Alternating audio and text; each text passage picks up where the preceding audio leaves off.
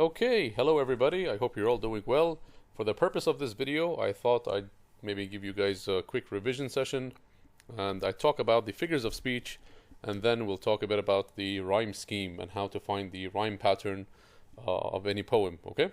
So remember guys, the figures of speech are basically they're basically used to make the writing in poetry more attractive, more creative and more interesting to read, okay?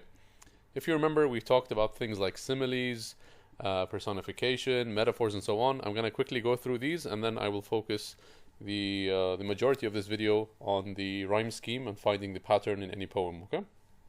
So a simile is when you compare two things using like or as.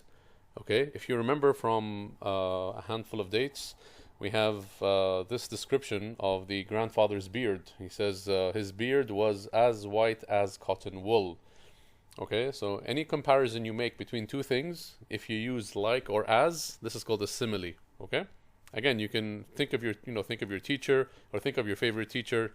He or she is like a, or he or she is as strong as, or as amazing as, and so on. Okay, a metaphor is a direct comparison between two things. Again, she is a saint. Aurad is a kitten, for example. You are making a direct comparison between two different things.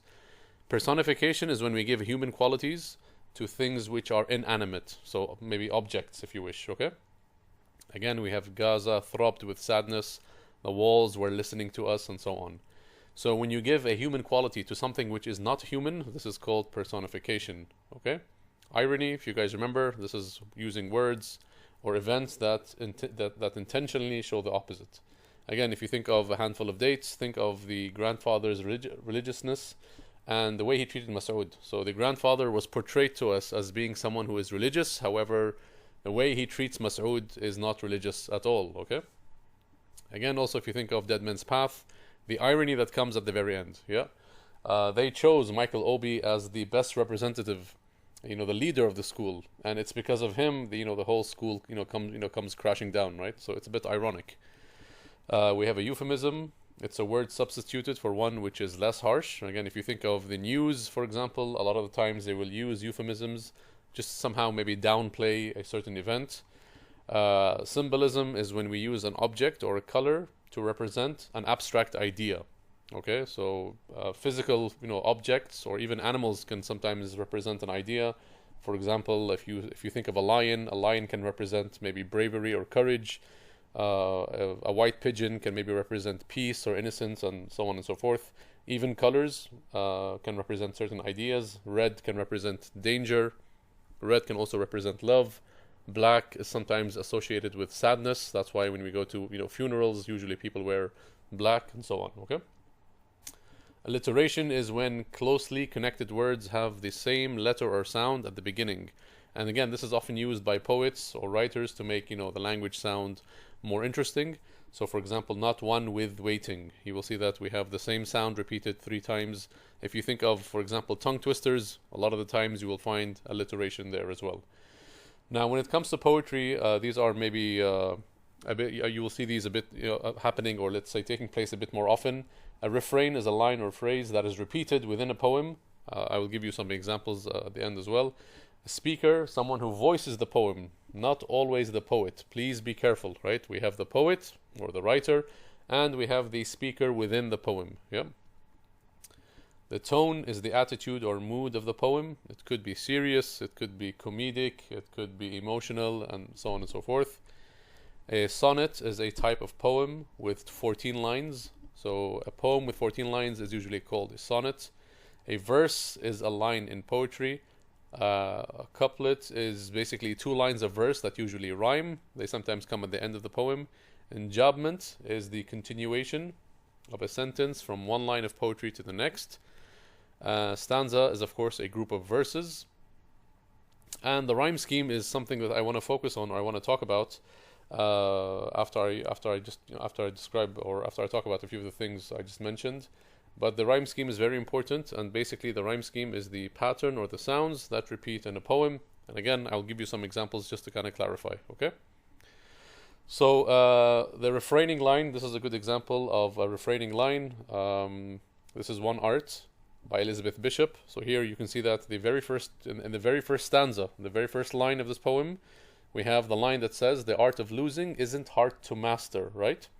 And then if you look closely, you will see that this same line is actually being repeated over and over again. So this is called the very first line is called the refraining line, and then all the others are refrains. So here, the art of losing isn't hard to master in the second stanza. You will see it again in the fourth stanza, and again in the very last stanza. Okay. Now, enjambment, again, if you take in an artist studio, here you will see that enjambment is basically a technique that poets use to continue their thoughts from one line of text, or let's say from one verse onto the next verse. Of course, they do this to maintain the rhythm and the rhyme of the poem itself. So here, for example, you'll see a saint, an angel. Every canvas means what exactly? Instead of finishing the line over here, I will go down to the next line and continue the thought on the line that comes after. Again, why do poets do this? They do it to maintain the rhythm and the rhyme of the poem itself. Because if this poet had to continue his thought or her thought over here on this line, you're going to destroy the rhythm and the rhyming scheme of this poem. Okay? You can actually tell from the punctuation marks. Look, a saint, an angel, every canvas means. This sentence is not finished. It finishes on the next line. Every canvas means the same one meaning, neither more or less. So this is called enjambment, when the poet basically continues his or her thoughts on the next line. And of course, poets do this to maintain the rhythm and the rhyme of the poem itself. Now, let's talk a bit about the rhyme scheme, because this is what I think sometimes students struggle with. So first of all, what is a rhyme scheme? Basically, again, as I said before, the rhyme scheme is it basically refers to the pattern of rhymes in a poem. The sound at the end of each line determines the rhyme scheme. It's very simple. When we talk about the rhyme scheme, we're talking about a particular pattern in the poem itself. Okay? And the pattern is determined by the letters of the alphabet. So we start with letter A, of course, B, C, D, and so on and so forth. Okay? And how do we know what letter to assign each verse? Basically, all you have to do is look at the last word at the end of each line. Okay? The last word at the end of each line basically tells you whether it's A, B, C, D, E, F, and so on. On the right-hand side over here, guys, you will see I have a little example. Look at the example. My candle burns at both ends. It will not last the night, but ah, my foes, and oh, my friends, it gives a lovely light. Okay? So the first thing you need to do is look at the last words at the end of each sentence. You will see that the first line and the third line, so line number 1 and line number 3, if you look at the last word at the end of each sentence, we have ends and friends. Because these two rhyme, I'm going to write A and A. And then if you look at lines 2 and 4, we have night and light. Okay? Now, let me give you another example here. Okay, imagine they give you this poem on the exam, and they tell you to figure out the rhyme scheme. Okay? What is the rhyme scheme of this particular poem? I'm going to read it to you first, and please listen to the sounds very carefully and pay attention to the words that come at the very end of each verse or of each line. Okay? I do not like green eggs and ham. I do not like them, Sam, I am. I do not like them in a boat. I do not like them with a goat. I do not like them in a house. I do not like them with a mouse. Okay? I believe this was written by Dr. Seuss, if I'm not mistaken. But anyway, please look at the word that comes at the very end of each line. So let's look at the first line over here. Here I have the word ham and then am.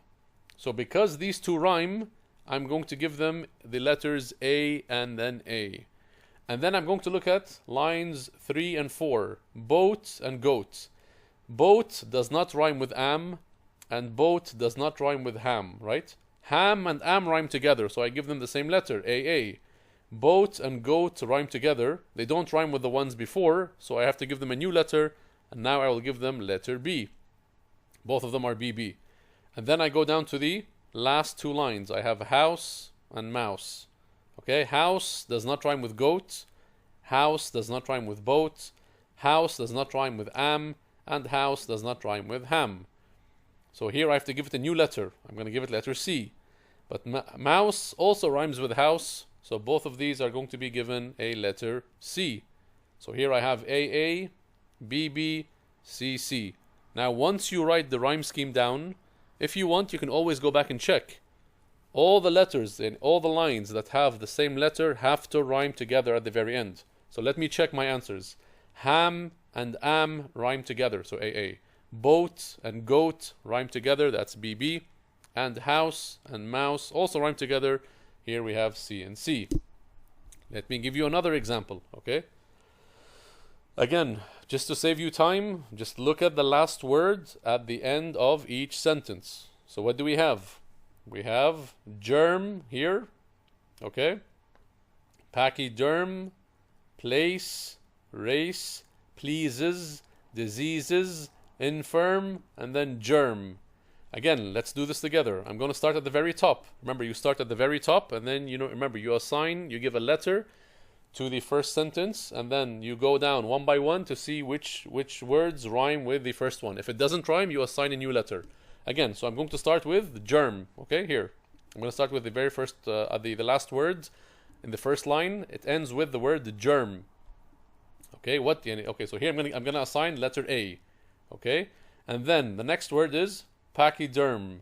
Do these two rhyme? Yes, they do. Germ and pachyderm rhyme. So I have to give A and A. I have to give them both the same letter. Let's look at the third line. Place. Does place rhyme with pachyderm or germ? No, place does not rhyme with it. So I have to assign a new letter. Okay? And then next is race. Place and race rhyme together. So here again, BB. Right? Let's look at the next two lines. I have pleases, diseases. These two obviously rhyme together. But do they rhyme with anything else from above? You have to check. Pleases does not rhyme with race. Pleases does not rhyme with pachyderm or germ. So here I have to assign a new letter. CC. They both rhyme together. Let's look at the last two lines. Infirm and germ. I've seen this somewhere before. Let me go up. Infirm, diseases, no. Infirm, race, no. Infirm, pachyderm, germ, yes. So again, infirm and germ obviously rhyme with the first two lines, so I give them again A and A. Okay? I give them the same letters as the ones on the top because they rhyme. When you finish, again, if you want to check, you can always check your work, right? All the letters, all the lines that have the same letter, they all have to rhyme at the very end. Let me check. Germ, pachyderm, infirm, germ. Yes, they all rhyme together. Let me look at my B's. Place and race rhyme together. And all my C's should also rhyme together. Pleases, diseases. They also rhyme. Okay? Very easy. Again, this is from one art. Here, look. You have master. Again, I'm gonna look at the first stanza at the top. The first line, master. And then I have intent. And then I have disaster. So clearly I have these two rhyme together. Master and disaster, they rhyme together, right? So master is going to be A. Intent does not rhyme with anything. I'm going to give it letter B. And then disaster rhymes with this one over here. So I'm going to give it letter A. So here I have A, B, A. Okay, again, all the A's rhyme together, right? Master, disaster, they rhyme together. Intent does not rhyme with anything. So I gave it a new letter. Let me look at my second stanza. Let's look at the second stanza over here. Fluster, spent, master. Okay, fluster, master, disaster, they sound similar. And spent rhymes with the word intent. So again, I have A, B, A. Again, let's look at the third stanza. Faster, meant, disaster. Again, faster, disaster rhymes with master, fluster, disaster, and master over here. Again, these two are A's. The second one, meant, rhymes with spent, rhymes with intent. A, B, A again. Remember, if you find a word that doesn't rhyme with anything from the above, you give it a new letter. Let's look at the fourth stanza. Okay, last or, went, master. Same thing. Last or rhymes with disaster, faster, master, fluster, disaster, and master. So here, last or, again, letter A. Master, letter A. Let's look at the second line here in the fourth stanza. Went. Went rhymes with meant, rhymes with spent, rhymes with intent. So again, A, B, A. Let's look at the fifth stanza. I have vaster, continent, disaster. Clearly you can see that there's a pattern over here, right? Again, vaster, rhymes with disaster, with master, last door, and so on and so forth. So again, and continent, the second line, rhymes with went, meant, spent, and intent. There is a clear pattern over here. So all the stanzas we've had so far have the same pattern. A, B, A, A, B, A, A, B, A, understand? For the last stanza, guys, again, we have 4 lines. Here again, we have gesture, evident, master, disaster. Again, gesture, disaster, vaster. They all rhyme together. Master rhymes with gesture and disaster. Evident rhymes with continent, went, meant, spent, intent, and so on. So here we go. Okay? We have A, B, A. Okay, guys?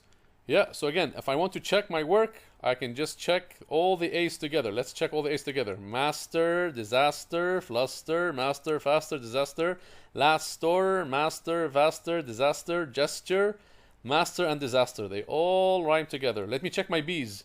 Intent, spent, meant, went, continent, and evident. They all rhyme together.